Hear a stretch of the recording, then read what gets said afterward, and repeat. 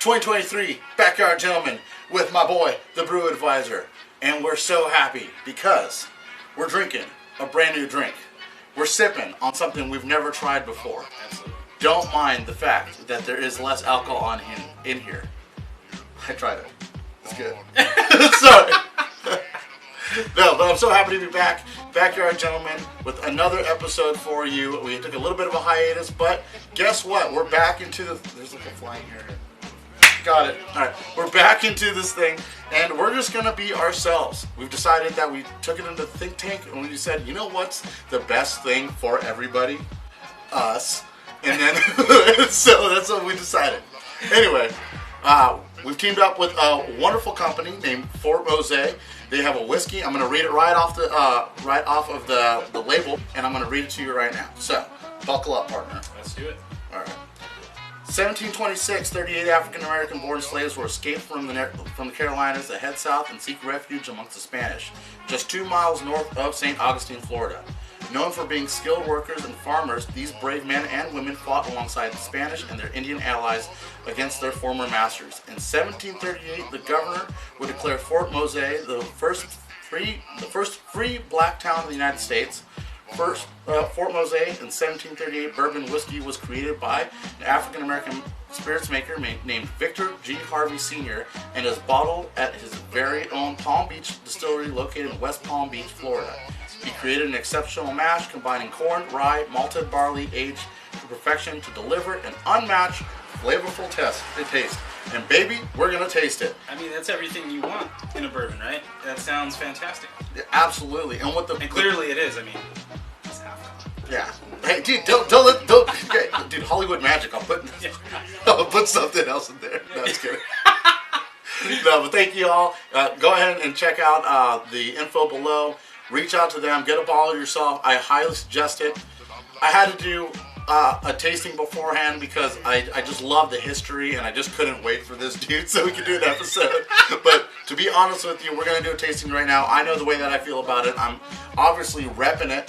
G'd up from the feet up in Fort Mosé, right? So I just feel like this is a company that I stand behind. This is a company that the Backyard Gentleman stands behind, and I can't wait for us to get into it. So let's get into it. Let's do it, man. I'm excited about this one. Give it a sniffer, man. I've always been like, oh wow, that's really like, it's really kind of sweet off the nose. Okay. Kind of sweet. Oh, I'm just excited. I mean, so again, this one's out of Palm Beach, Florida, and it's always interesting to me to try bourbon whiskeys that are not from Kentucky, to just see how that affects flavor. Right. Right. Like, I'm curious to know if like they've gotten their ingredients from Florida itself, which again, like if we go back to beer, climate, right? The climate affects the way certain ingredients taste, and I'm curious to know if they use stuff sourced from Florida and how it'll affect this bourbon. Absolutely. Plus the history behind it is so deep that like I guarantee that they probably scoured the lands for the best ingredients to put into this. The smell off the bat smells like a rum, which is weird to me. You know what? I completely didn't see that. But bourbon in itself is supposed to be more of a vanilla note, right? That's the cask that you put it in. And you could definitely smell that right out the gate. So, curious too, because like I haven't gotten a ton of oak. Yeah. And there's absolutely no burn on the nose. So I feel like the rye is like really minimal. So I'm really curious to try this one. Let's do it, buddy. Let's get it go. Yeah. Right off the nose is pretty much how it's going to taste. There's like no burn on this. No. It's incredibly smooth. Very it's smooth. Sweet. I would consider this to be... This should be had neat or on the rocks, and it would be a waste to put it in a cocktail. I agree. Like, because it's so good in its flavoring profile, and that you get... It's hard, because like, usually I feel like when you know, like if you drink whiskey, you're continuously taking sips to understand the full profile of the whiskey. I'm sure that's what's going to happen here. But there's so much flavor forward that you get exactly what you anticipate getting into with the smell, which is rare because sometimes you get whiskey that like burns on the back end and you're like, bro, what the hell? So yeah, I agree, man. Like in all honesty, I don't even think I would put ice in this. It's got just that incredible sweetness to it that is almost in a way kind of faint. that I think if you put it in ice, it kind of will even further draw that back. And I like it the way it is. And the same thing, like if you put it into a cocktail, I think it'll kind of drown out some of the flavors that it has. Right. Because it's kind of that light body, light flavor. But I just find it enjoyable overall.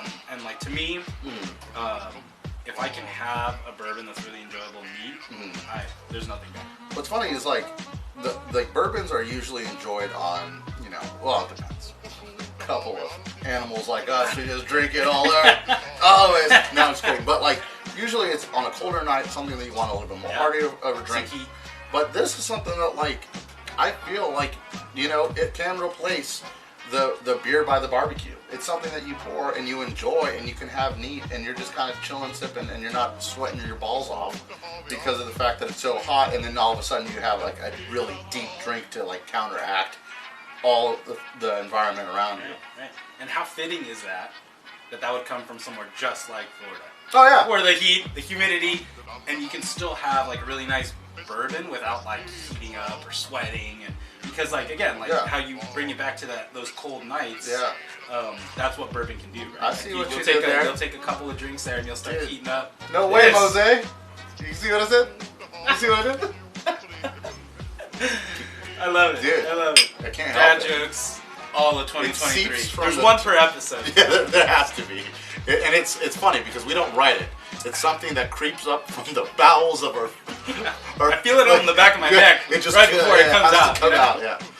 There's no restraining it. Once the dad joke it's in the making, it must come out. It has to. Hey, Fort Mosé, you guys did a phenomenal job. Excellent. Thank you so much for in allowing us to taste such a great product, as well as allowing us to just kind of be a part of the story and allow the Backyard Gentleman community, the Brew Advisor community to, you know, go out and try something new and try something different. So check them out. They're out of Florida. Check out the link below. It's going to take you right to their Instagram, and then order yourself a bottle and let us know what you think. Comment. Be involved. Don't be shy. All right. Cheers. Cheers.